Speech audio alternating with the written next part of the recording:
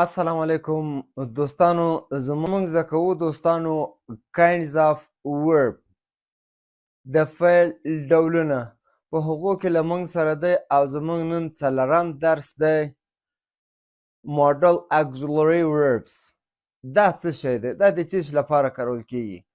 دا دوستانو د وړتیا لپاره، د امکان لپاره او د اړتیا لپاره. د دې عام مثالونه دي له موږ سره لکه can could should must نور دغسې. نو تاسو ویډیو تر اخره وګورئ، انشاءالله تاسو به په ماډل auxiliary verb باندې ډېر په اسانۍ سره پوه شئ چې ماډل auxiliary verb څه شی دی. مثال I can swim یعنې زه ډېر ښه I can swim very well زه ډېر ښه لمبېدلی سم. نو په دې ځای کې دوستانو له موږ سره ماډل auxiliary verb can دی. دا د څه شي لپاره کارول کېږي؟ د وړتیا لپاره. یعنې څوک چې د یو شي وړتیا ولري نو د هغو لپاره موږ څه شی کاروو؟ I can swim یعنې زه د دې وړتیا لرم چې زه لامبو ووهم یا لامبو وهلی سم. یا د اجازت لپاره for permission چې له یو چا څخه موږ اجازت غواړو لکه may I go آیا زه تلی سم. په دې ځای کې دا د می توری دوستانو له موږ سره ماډل auxiliary verb دی. نو دا موږ ته ښکاره کوي ماډل verbs مدي فعلونه یا مرستندویه فعلونه. دوستانو دا موږ له تعریف یا له ډیفینیشن څخه پیژنو.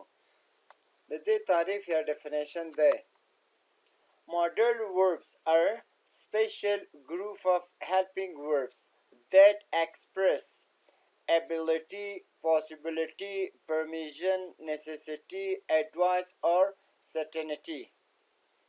Modals فعلونه ځانګړي مرستندویه فعلونه دي چې د وړتیا، اجازه، اړتیا، مشورې او یا امکان څرګندوي. دا هم د دې ماډل ورب تعریف یا ډیفینیشن دی. د دې مثالونو دوستان ماډل ورب له موږ سره همدا دي can, could, may, might, shall, should, will, would, must. دوستانو دا ټول موږ مخته په ویډیو کې ډېر په وضاحت سره درته تشریح کړي دي. یعنی دا د وړتیا لپاره چیرې کارول کېږي، د اجازې لپاره دا توري چیرې کارول کېږي، د اړتیا په وخت کې څه وخت کارول کېږي، مشورې لپاره څنګه کارول کېږي، یا د امکان لپاره. دا حالتونه څنګه څرګندوي یا یې ښکاره کوي. لکه ابیلیټي یعنې وړتیا. دا ماډل ورب د ابیلیټي یا د وړتیا لپاره هم کارول کېږي. possibility امکان چې یو شی امکان ولري د هغو لپاره هم کارول کېږي possibility امکان. permission اجازه د اجازې لپاره هم دا ماډل ورب استعمالیږي یا کارول کېږي. necessity اړتیا یا یو شی چې لازمي وي د دې لپاره هم دا ماډل ورب کارول کېږي. certainty باور یا یقین چې په یوه شي د موږ باور وي یا مو یقین وي د هغو لپاره هم دا ماډل ورب کارول کېږي یا استعمالیږي. advice مشوره چاته نصیحت کول دا هم د هغو لپاره کارول کېږي. نو اوس دوستانو موږ زده کوو ابیلیټي وړتیا. ابیلیټي وړتیا can could کولی شي توان لري. د دې دواړو مطلب همدا دی. فنکشن کار can اوسنی حالت لپاره could د تیر وخت لپاره. ابیلیټي وړتیا I can swim زه لامبو وهلی شم. دلته دوستانو د وړتیا لپاره د can کلمه کاریږي. I can swim زه لامبو وهلی شم. دلته دوستانو د can توری د ابیلیټي د وړتیا لپاره کارول کېږي او دا د can توری له موږ سره ماډل auxiliary verb دی. I could swim when I was 5 کله چې زه 5 کلن وم ما لامبو وهلی شوی. دلته دوستانو د could توری هم د دې لپاره کارول کېږي موږ ته وړتیا ښیي. یعنې زه د دې قابله وم، ما د وړتیا درلوده چې زه د 5 کلو وم هم ما لامبو وهلی شوی. I could swim when I was 5. کله چې زه 5 کلن وم ما لامبو وهلی شوه. دا هم له could له مونږ سره modal auxiliary verb دی. modal verb دی. د اجازت لپاره دا modal auxiliary verb can او could. permission اجازت. can I go دلته مونږ له یو چا څخه اجازت غواړو. can I go زه کولی شم لاړ شم، یعنی زه کولی شم چې ولاړ شم، یعنی ما ته اجازت شته. دلته د can توری مونږ لکه د اجازې په تور وکارول. can I go آیا زه کولی شم چې لاړ شم.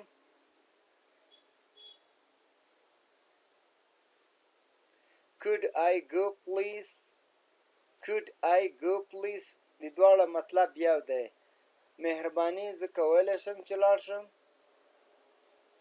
possibility احتمال. it can be heard دا سخت کېدای شي.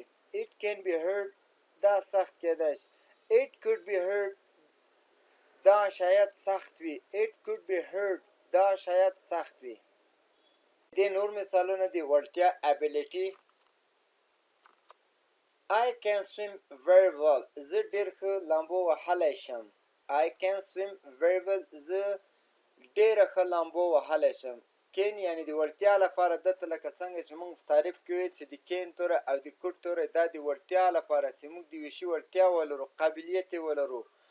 I can swim very well دلته دوستانو دا د can توری له موږ سره modal auxiliary verb دی. she could speak 3 languages هغه په 3 ژبو خبرې کولی شي. she could speak 3 languages هغې په 3 ژبو خبرې کولی شوای. دا دوستانو د ability مثالونه وو. possibility امکان، احتمال، شونتیا چې د یو شي شونتیا وي، احتمال وي، امکان وي، د هغه لپاره موږ د possibility توری کاروو. may کېدای شي. he may come to the party tonight. he may come to the party tonight کېدای شي هغه نن شپه میلې ته راشي. یعنی په دې ځای کې دوستانو له موږ سره دا د می توری له موږ سره دوستانو modal auxiliary verb دی. یعنی کېدای شي امکان شته. he may come to the party tonight کېدای شي هغه نن شپه میلې ته راشي. might شاید. she might be at home. might شاید. she might be at home now شاید هغه اوس په کور کې وي. نو دلته دوستانو په دې جمله کې له موږ سره د might توری دوستانو له موږ سره modal auxiliary verb دی. یعنی شاید هغه اوس په کور کې وي. could امکان لري. it could be dangerous to go alone. it could be dangerous to go alone یعنی could توری د امکان لپاره هم کارول کېدای شي. امکان لري چې یوازې تلل خطرناک وي. it could be dangerous to go alone امکان لري چې یوازې تلل خطرناک وي. permission اجازه. دا modal auxiliary verb موږ د permission لپاره یعنی د اجازې لپاره هم کاروو. can او may د دې په پښتو کې مطلب ده آیا کولای شم یا اجازه شته. can I go outside په دې ځای کې دوستانو د can توری له موږ سره modal auxiliary verb دی. موږ له یو چا څخه اجازه غواړو چې آیا زه د باندې یا بهر تلای شم. can I go outside آیا زه بهر تلای شم. نو دلته له موږ سره د can توری د اجازې لپاره هم کار کوي as a modal auxiliary verb. لکه څنګه چې موږ modal auxiliary verb یاد کړ دلته هم دغسې دوستانو. may I ask a question آیا زه پوښتنه کولی شم. may I ask a question آیا زه یوه پوښتنه کولی شم. necessity اړتیا یا لازمي. یو شی چې اړتیا ورته ولرو یا لازمي وي د هغو لپاره موږ هم modal auxiliary verb کاروو. لکه must باید یا لازمي وي. have to مجبوریت. should پکار ده لازمه ده. دا درې توري موږ as a necessity کاروو، اړتیا یا لازمي. You must wear a seat belt. ته باید د موټر کمربند وتړې. دلته موږ اړتیا لرو، لازمي ده چې موږ به کمربند تړو ځکه موږ ته خطر پیښیدای شي په رفتار کې، په تګ کې. یعنی you must wear a seat belt. ته باید د موټر کمربند وتړې. نو دلته موږ یعنی باید لازمي ده دا خبره. د لازمتوب لپاره موږ د must توری as a modal verb کاروو. دلته له موږ سره modal verb دوستانو must ده. You must wear a seat belt. ته باید د موټر کمربند وتړې. مجبوریت I have to go to school early. یعنی زه مجبوره یم، دا زما مجبوریت ده. I have to go to school early. I have to go چې دا له موږ سره modal verb ده. زه باید ښوونځي ته وختي ولاړ شم ځکه دا زما مجبوریت ده. have to دا د موږ د مجبوریت لپاره کاروو. You should drink more water. دا پکار ده، لازمه ده ځکه د صحت لپاره موږ باید د زیاتې اوبه وڅښو. You should drink more water. ته باید ډېرې اوبه وڅښې. You should drink more water. ته باید ډېرې اوبه وڅښې. نو دا چې څه دوستانو دا لازمه ده، پکار ده چې ته ډېرې اوبه وڅښې. دا as a necessity اړتیا او لازمي لپاره موږ modal auxiliary word. اطمینان، certainty، یقین، باور، ډاډ، د دې لپاره موږ modal auxiliary verb کاروو. modal verb will, must, can't, should. خامخا به، باید یا لازمي ده. must، can't نشي کېدای، ممکن نه دی. should پکار ده یا لازمه ده. مثالونه It will rain. خامخا به باران وشي. یا نن د دې اطمینان د موږ یقیني باوري It will rain. نن به خامخا باران وي. You must study. ته باید سبق ووایې. You must study. ته باید سبق ووایې. دا لازمي ده. He can't be late. هغه ممکنه نه دی ناوخته شي. should You should rest. You should rest.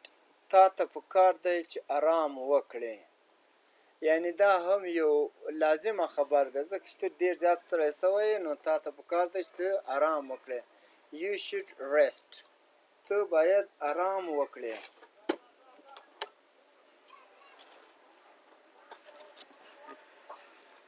advice مشوره، سپارښتنه، نصیحت. You should eat healthy food. You should eat healthy food. ته باید سالم خواړه وخورې. دلته موږ یو چاته نصیحت کوو. You should eat healthy food. ته باید سالم خواړه وخورې. I give her good advice about studying.